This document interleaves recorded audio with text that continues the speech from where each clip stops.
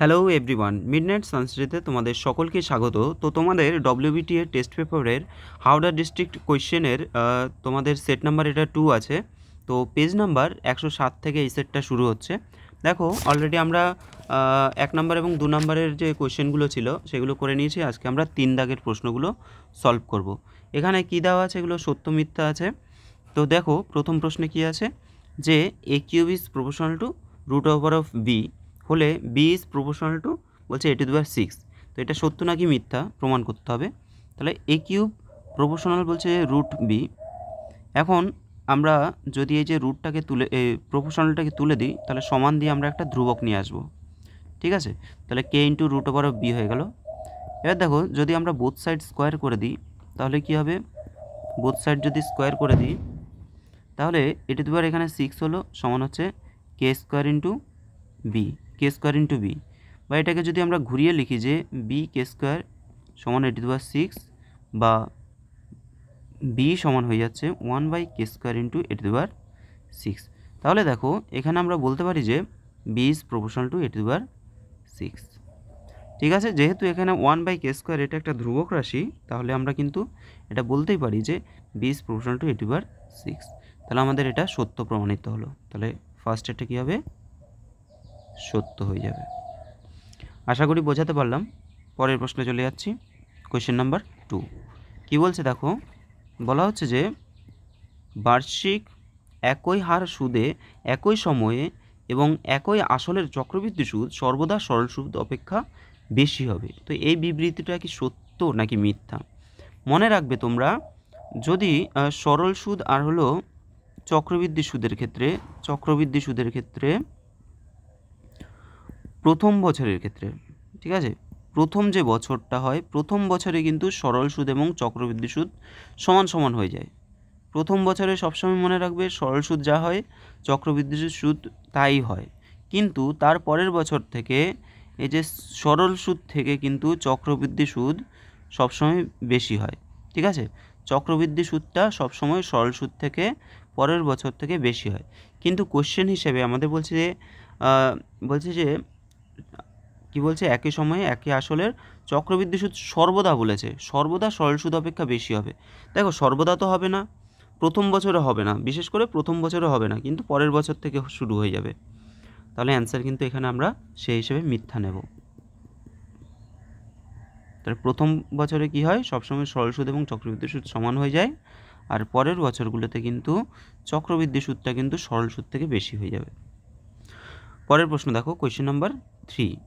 ও কেন্দ্রীয় বৃত্তের বহিস্থ টি বিন্দু থেকে টিপি এবং টি কিউ দুটো স্পর্শক।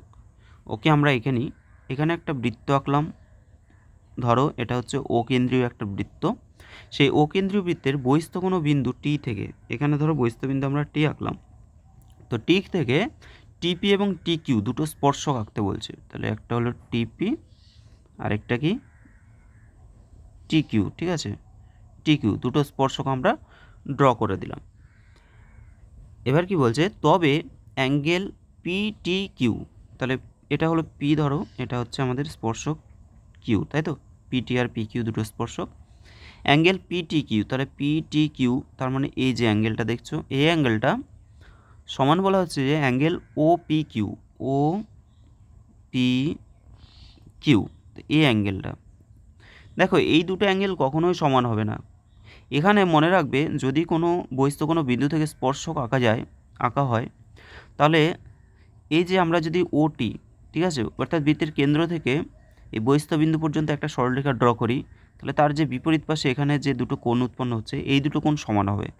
কিন্তু কখনোই আমাদের পি টি কিউ এর সাথে ও পি কিউ কখনোই কিন্তু সমান হবে না। তাহলে এটা অ্যান্সার কী হবে, অ্যান্সার কিন্তু এটা মিথ্যা হয়ে যাবে। পরের প্রশ্ন আমরা করি, কোয়েশ্চেন নাম্বার 4। 4 নম্বর প্রশ্নে কি বলছে দেখো, বলা হচ্ছে যে ট্যান স্কোয়ার থিটা সমান হচ্ছে 3। ঠিক আছে, ট্যান স্কোয়ার থিটা সমান কি বলছে, 3 বলে দিচ্ছে। হলে sine square theta into cos square theta এর মান বলছে যে 3/8। কীভাবে করবো এটা, তাহলে ট্যান স্কোয়ার থিটা সমান বলছে যে 3, তাহলে ট্যান থিটা সমান কি হবে, √3। তো ট্যান থিটা সমান আমরা বলতে পারি ট্যান অফ 60 ডিগ্রি, কারণ √3 হলো tan 60 ডিগ্রির মান। তাহলে থিটা সমান আমাদের চলে আসছে 60 ডিগ্রি। আশা করি এটুকুনি বোঝা গেল। এইবার প্রশ্ন কি আছে, sin square theta into cos square theta. এবার দেখো সাইন যদি আমরা sin স্কোয়ার মানে থিটার মান কত 60 degree into cos square 60 degree, তাই তো। sin 60 ডিগ্রির মান কত √3/2 তার হোল স্কোয়ার আছে, ইন্টু cos 60 ডিগ্রি মানে হলো 1/2 তার হোল স্কোয়ার। তাহলে এটা কত হচ্ছে 3/4 ইন্টু 1/4। তাহলে 3 দেখো 4 4 কত হচ্ছে 16। তাহলে 3/16 আসছে, এটা আমাদের অ্যান্সার হবে। কিন্তু অপশানে কি দেওয়া আছে দেখো 3/8 দেওয়া আছে, তাই না? 3/8 দেওয়া আছে, তাহলে এটা কিন্তু আমাদের মিথ্যা হয়ে যাবে, মিথ্যা। ওকে, পরের প্রশ্নটা দেখো। পরের প্রশ্নে কি বলছে দেখো, বলা হচ্ছে যে কোনো লম্ববৃত্তাকার চোঙের আয়তন বলে দিয়েছে, কোনো একটা লম্ববৃত্তাকার চোঙ তার আয়তন বলে দিয়েছে এবং উচ্চতাও বলে দিয়েছে এবং ভূমির ব্যাসার্ধও বলে দিয়েছে। হ্যাঁ, এত সেমি হবে। আচ্ছা, এখানে দেখো আমাদের লম্ববৃত্তাকার চোঙের ক্ষেত্রে চোঙের যদি আয়তন বলে, চোঙের আয়তনের সূত্র কি? আয়তন হয়ে যায় πr²h। আমরা এক কাজ করি, এই যে উচ্চতা দেওয়া আছে আর হলো ভূমির ব্যাসার্ধ দেওয়া আছে, এই দুটো আমরা মান বসিয়ে আয়তন যদি এই যে 5544 পাই, তাহলে কিন্তু আমাদের প্রমাণিত হয়ে যাবে, ঠিক আছে। তাহলে পায়ের মান কত 22/7, ব্যাসার্ধ কত, ব্যাসার্ধ আর মানে হচ্ছে 10, তাহলে 10² ইন্টু উচ্চতা কত আছে 16 হলো, উচ্চতা আছে 16, ভূমির ব্যাসার্ধ হচ্ছে 10, মানগুলো বসিয়ে দিলাম। তাহলে দেখো 22/7 ইন্টু 100 গুণ 16। এখন 7 দিয়ে কি কোনোটাকে কাটাকুটি যাচ্ছে? ওপরের নিচে যে 7 আছে তার সাথে কিন্তু ওপরের কোনোটায় কাটাকুটি যাচ্ছে না। তাহলে আয়তন যে আমাদের আসবে, এই আয়তন কিন্তু একটা ভগ্নাংশ আসার কথা, ঠিক আছে। এই যে 7 দিয়ে আমরা ভাগ করতে হতো, তাহলে একটা ভগ্নাংশ আসার কথা। কিন্তু অ্যান্সার দেখো, অ্যান্সার দেওয়া আছে 5544, তাহলে এটা আসা তো কখনোই সম্ভব না, তাই না? আমাদের অ্যান্সার তো এটা আসছে না, তাহলে অ্যান্সার কী হবে? এটা হয়ে যাবে মিথ্যা। যেহেতু ভগ্নাংশ আসবে, কিন্তু এটা তো ভগ্নাংশ নয়, এটা পূর্ণ সংখ্যা দিয়ে দিয়েছে, তার মানে অ্যান্সার কী হবে? মিথ্যা হয়ে যাবে। পরের প্রশ্ন দেখি। আচ্ছা, কি বলছে দেখো, কোয়েশ্চেন নাম্বার 6 বলা হচ্ছে যে যৌগিক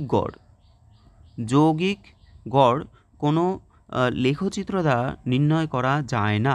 তাহলে যৌগিক গড় কোনো লেখচিত্র দ্বারা নির্ণয় করা যায় না, এটা প্রশ্নে বলছে।